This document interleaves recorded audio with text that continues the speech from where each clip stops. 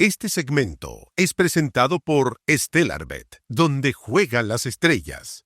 Como siempre, con el profesor Vidal. Fíjate que llegué un poquito antes y alcancé a ver a escuchar al secretario general del Frente Amplio. Andrés Kuble. Y dijo, lo que alcancé a escuchar, pero dijo algo que yo comparto plenamente y para nuestros ciudadanos. La derecha se solaza buscando la ruptura del actual oficialismo. Pero no hay que dramatizar. Cuando uno es oficialismo, tiende necesariamente a la unidad que se expresa en el apoyo legislativo, etcétera. Pero cuando uno pasa a la oposición, la iniciativa la tiene el Ejecutivo, en este caso la derecha. Uh-huh. Y en consecuencia, hay una situación interesante, ciudadano. Después de tener kilos de elecciones, fíjense que la próxima elección es el último domingo de octubre del 2028. O sea, tenemos todo el 26, todo el 27 y parte del 28 para que las fuerzas de izquierda y centro-izquierda se desplieguen tratando de recuperar la confianza de la mayoría. Para ese despliegue, tú tienes un camino, un solo bloque, que tiene sus virtudes, pero tiene una desventaja. No abres más los brazos. Entonces yo estoy diciendo hace una semana que vamos a tener 3 oposiciones, no 2, 3. Pero eso no es un drama. Mírenlo en positivo. Vamos a tener una oposición que, voy a hacerlo de esta manera, ¿no? La izquierda histórica, que es básicamente el Partido Comunista. Vamos a tener una oposición de la izquierda nueva, básicamente el Frente Amplio. Y vamos a tener una oposición que es más difícil articular porque son 5, que es, voy a colocarle centro-izquierda para incorporarla a la democracia cristiana. Uh-huh. Esas 3 oposiciones van a tener sin duda momentos de unidad. Y quiero decirles algo. El primer momento de unidad de estas 3 oposiciones en el Parlamento, en la Cámara de Diputados en particular, es el 1 de abril. Mire que no estamos tan lejos. ¿Sabe por qué el 1 de abril? Porque el ministro de Hacienda del gobierno que entra anunció su principal propuesta, que es la contrarreforma tributaria, ingresa al Parlamento. Por ley, además, solo a la Cámara de Diputados, no puede entrar por el Senado. Ese es el momento que puede ser, mire, una oposición, 3 o 24, si va a haber claridad o no va a haber claridad en rechazarla. Porque esa que es como el corazón del próximo gobierno, ¿eh? Y bueno, el corazón de la SOFOFA, de la CPC, del Mercurio, la segunda, la tercera, de la agricultura, de la San Sebastián, la del desarrollo, la Adolfo Ibáñez, la de Lozán. El corazón es, para decirlo en castellano, devolverle al 0,1% de los chilenos, 0,1% de los chilenos, alrededor de 4.500 millones de dólares en 4 años. Eso se logra por la vía de reducir el impuesto a la gran empresa del 27 al 23. Eso cuesta, de acuerdo a Ignacio Briones, el último ministro de Hacienda de Sebastián Piñera, 3.800 millones de dólares. Si le agregamos la eliminación de las contribuciones a los mayores de 65 años en la primera vivienda, concentrados obviamente en los sectores de altos ingresos, 200 millones de dólares más. Si le agregamos que se elimina el impuesto a las ganancias de capital, explico, te compro a ti una acción en 100, te la vendo a ti, Sebastián, en 150, me gané 50, hoy día sobre los 50 pagas el 10% de impuesto. Estos muchachos dicen, no, te compro a 100, te la vendo a 150, me gano 50 y no pago un peso de impuesto. Es poco, pero hiperconcentrado, 15 millones de dólares. Y se le agrega, ciudadano, que la propuesta económica del nuevo gobierno contempla un adicional, además, que es, no quiero entrar en el detalle si los puedo enredar, que es la integración total del sistema, tributariamente. Eso tiene un costo del fisco de 800 millones de dólares más. Entonces, una oposición, como quiere el presidente, 24 oposiciones, 144 se aprueba el 1 de abril. Así de simple. Espero que estemos unidos para, rechazar la idea de legislar. ¿Por qué se quebró la oposición, Fernanda Toledo? Es bueno dar este contexto porque el profe está diciendo efectivamente, primero que hay mucho tramo hasta una próxima elección para armar algo. Todas las diferencias que ahora se pueden solucionar. Pero ¿por qué quebraron, Fernanda Toledo? Me interesa ese dato para contextualizar la conversación que estamos teniendo. Le vamos a contar porque el profe Vidal partió al tiro de la conversación por el invitado anterior de Turno M. Andrés Kubler, secretario general del Frente Amplio. Sí, pero nosotros le vamos a dar el contexto, turninas y turninos, mientras ustedes están ahí en sus casas dejando su like, porque a pocas semanas ya no queda nada para que se acabe el gobierno del presidente Gabriel Boric. El socialismo democrático y la democracia cristiana decidieron conformar una nueva coalición sin el Frente Amplio ni el Partido Comunista, como bien lo decía acá el profe, marcando un distanciamiento evidente al interior del oficialismo. La nueva alianza reúne al Partido Socialista, el Partido por la Democracia, el Partido Liberal, el Partido Radical, la ADC y la Federación Regionalista Verde Social. Aunque sus protagonistas descartan un quiebre, como también lo descarta el profe, el escenario proyecta la coexistencia de dos oposiciones. Yo digo tres. Usted dice tres. Una liderada por el socialismo democrático y otra articulada por el Frente Amplio y el Partido Comunista. ¿Usted acá estaba separando entonces al Partido Comunista del Frente Amplio? Porque son izquierdas distintas. ¿Pero no funcionarían como bloque en una eventual oposición? Mira, lo que pasa es que los bloques o no se van a expresar no en la Plaza de Armas. ¿En el Congreso? En el Congreso, obvio. Por eso yo puse el ejemplo concreto del 1 de abril. Claro. Tú podrías tener una sola oposición en un punto de prensa y resulta que vota dividida este proyecto. Usted dice que hay cuatro ejes numerales. El PC, el Frente Amplio, el Socialismo Democrático y la otra, ¿cuál es? ¿El PDG? No, el No, PDG, tres, el po. PDG Pero está... también va a ser oposición, po.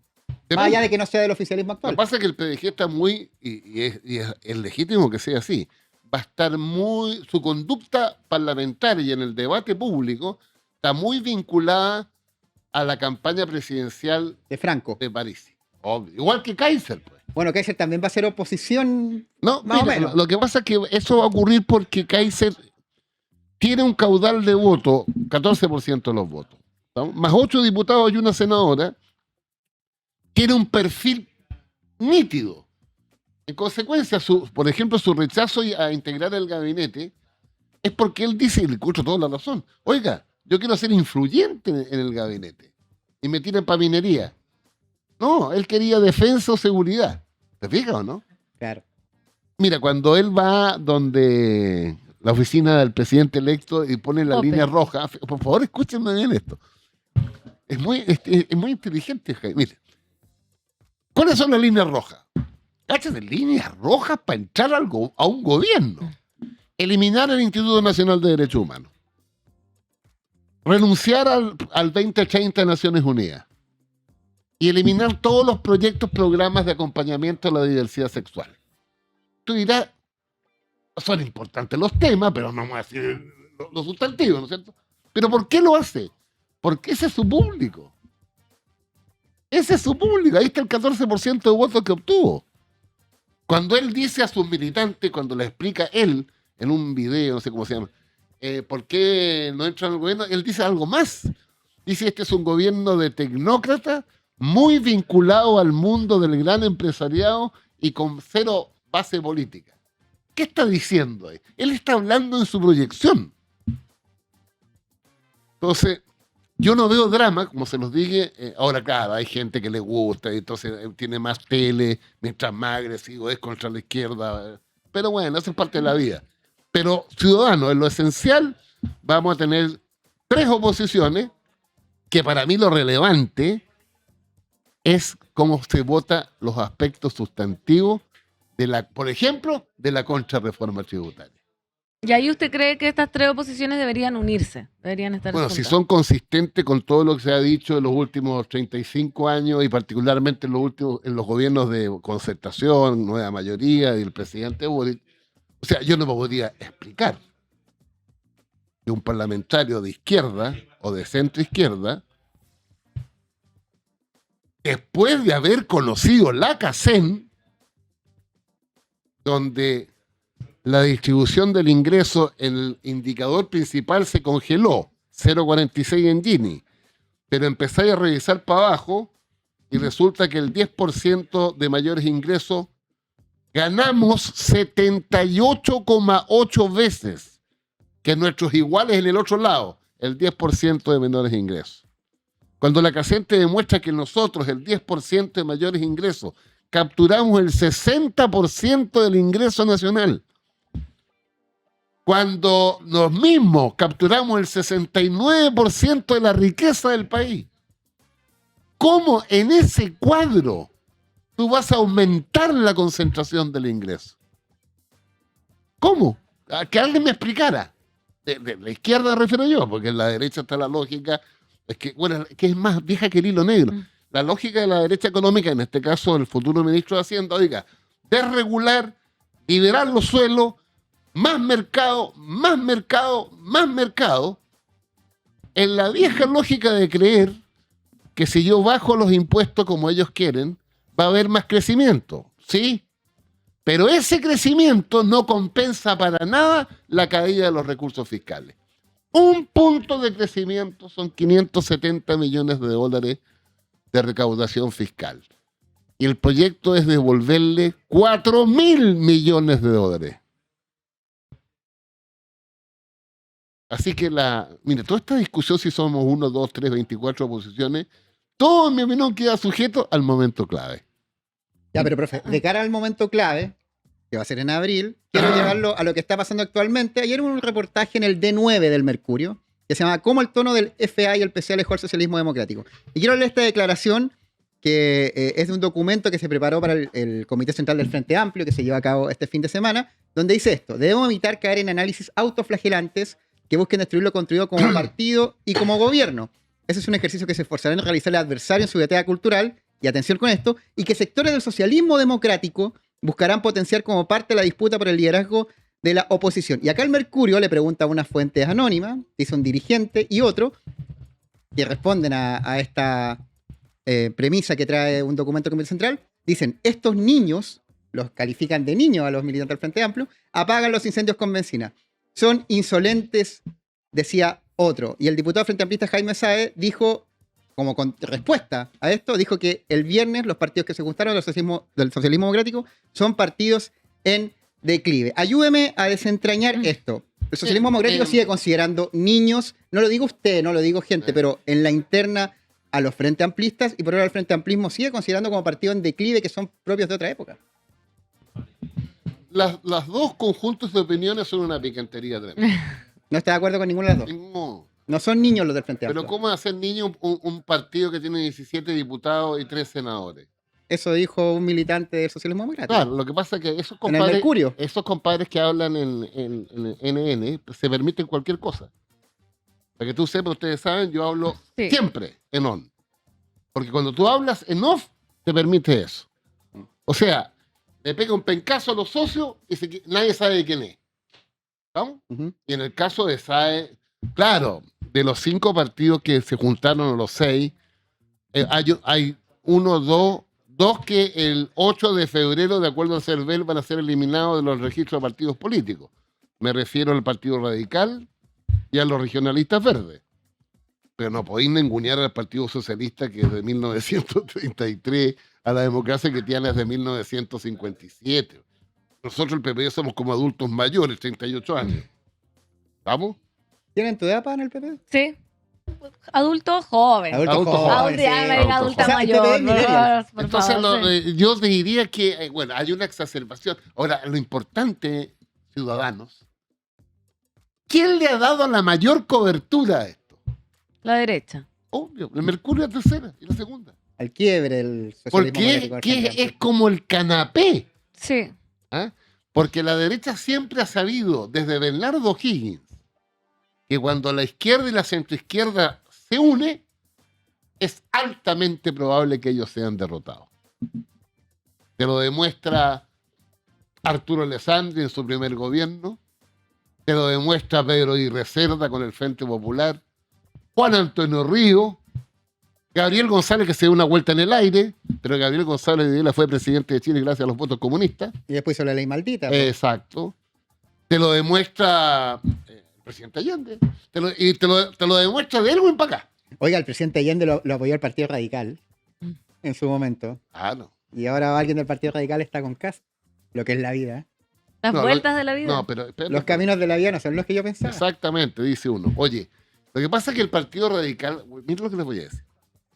El Partido Radical de 1863 era esencialmente liberal y su pelea era cultural contra los conservadores por la lucha por el Estado docente laico versus el Estado con sotana.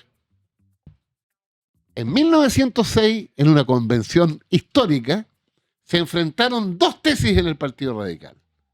La tesis liberal de Enrique Maquier, o sea, seguir en ese camino, ojo, y la tesis de Valentín Letelier, que dijo, muchachos, ahora tenemos que adoptar el socialismo de Estado.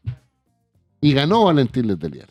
Eso te colocó a los radicales representando a las capas medias vinculadas al Estado, esencialmente, pero en un partido policlasista. Había muchos agricultores del sur de grandes extensiones que eran radicales y además masones. ¿Vamos? Entonces los radicales se situaron en el centro político, pero ellos se calificaban de un centro bisagra, un centro que equilibraba. Y eso te explica que fueron parte del gobierno de Arturo Alessandri en 1932. Se retiraron por ahí por el 35, formaron el Frente Popular y entraron a la Moneda con Pedro Aguirre Cerda el año 38. Pero te voy a acercar más, ciudadano. Gana la derecha en 1958, Jorge Alessandri, apoyado por liberales y conservadores. El año 61, Alessandri pierde el derecho a veto en el Congreso. O sea, los dos quedan con menos de un tercio. ¿Qué hace Alessandri? Radicales, vengan para acá. Y entran los radicales al gobierno. De Alessandri.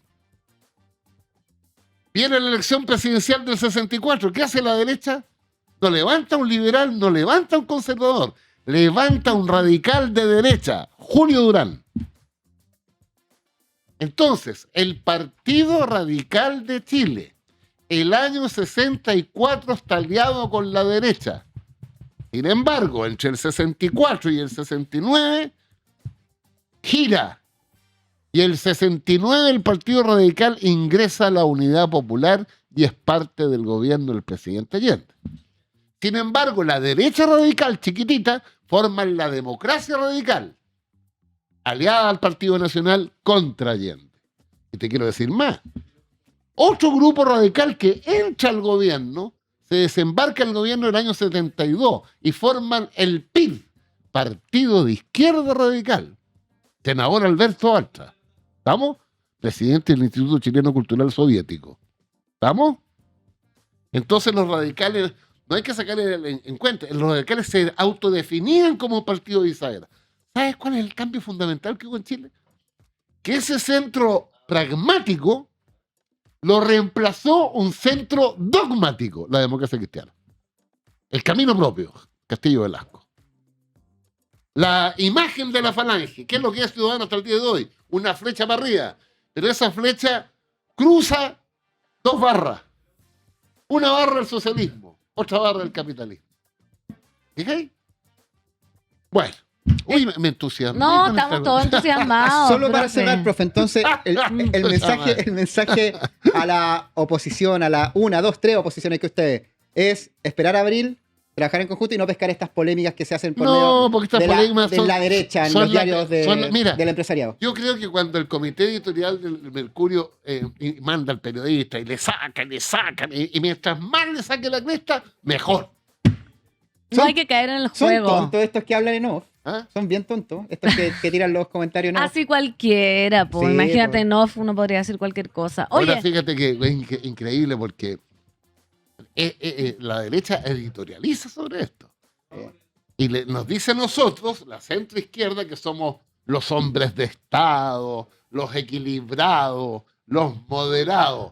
Cada vez que ocurre eso digo... El día que la derecha política, cultural, económica te empieza a regalar canapé, ¿Qué pasa aquí? Te están dorando la píldora. ¿Por qué tanto cariño? Mire, profe, la cara que le Está pusieron raro. en esa foto de Vivo Vivo entre medio de Carolina Toá La Constanza. y la Constanza Martínez. Con esa misma cara dice usted, ¿por qué me están dando tantas Mira, adulaciones? hay una historia en el Parlamento alemán, creo que se llamaba Memel o Wedel, el parlamentario socialdemócrata, cuando hace una intervención en el Parlamento alemán y las bancadas de la derecha, pero lo aplauden. Entonces este viejo dice, algo me pasó, estoy equivocado. Claro, po. No hay sé que si era confiar. Wedel o Memel, es un parlamentario alemán. ¿Tú sabes que hizo historia eso? Sí, po. Sí, Es conocido, historia, sí, conocido porque- Porque ese episodio. cuando la derecha te empieza a aplaudir mucho, no es por buena onda. Algo hay. Algo hay. Algo hay. Hombre de Estado, moderado, equilibrado. ¿Ah? Más viejo que Lino Es Negro. como cuando levantaron a Marco Enríquez Ominami el 2009. Pues si Loom puso The Ominami Show, lo tenían como si fuera una Imagínate. estrella de rock. Pero Claro. nadie se cree esas cosas ya. Con po. 16 años. Sí, se la Estamos creen. grandecitos. Oye, estamos con el profesor Francisco Vidal y tenemos que saludar a nuestros auspiciadores porque estamos en una conversación, una clase magistral muy interesante, pero a continuación les quiero mostrar un mensaje de la agrupación Mudo y el mercado musical Huella. A ver. A ver. A Desde ver. este territorio de grandes transformaciones nace el Mercado de Industria Musical Huella, un evento que pone la música en tránsito, un espacio de encuentro, reflexión y proyección para la creación musical de Chile y América Latina. 5, 6 y 7 de febrero en Club Alemán de Osorno. Mercado de Industria Musical Huella. En Osorno. ¡Te esperamos en Mercado Huella!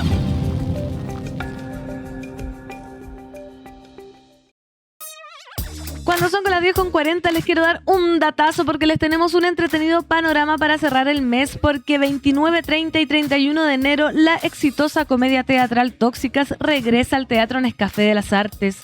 La obra dirigida y escrita por la premiada dramaturga Carla Zúñiga vuelve a la carga junto a Natalia Valdebenito, Javiera Contador y Carol Bloom, actrices que en 3 actos nos contarán divertidas historias que abordan lo complejo de las relaciones humanas marcadas por la toxicidad emocional. Una nueva oportunidad para reír, reflexionar y darte cuenta de las dinámicas tóxicas en tus vínculos emocionales. No te pierdas Tóxicas. Las entradas están a la venta en Ticketmaster y sin recargo en boleterías del teatro con un 20% de descuento para socios de la comunidad de las artes. Ya lo saben, turninas y turninos, no se pierdan Tóxicas en nuestro querido Nescafé de las Artes. Y ya estamos de vuelta, son las 10:40, estamos con el profesor Francisco Vidal hablando acá de la futura oposición. Mira, estamos viendo, tenemos 91.969 suscriptores. Lleguemos a los 92. Hoy día solo tienes que apretar la campanita y de manera gratuita vas a hacer un numerito más. Nos faltan 31. 31.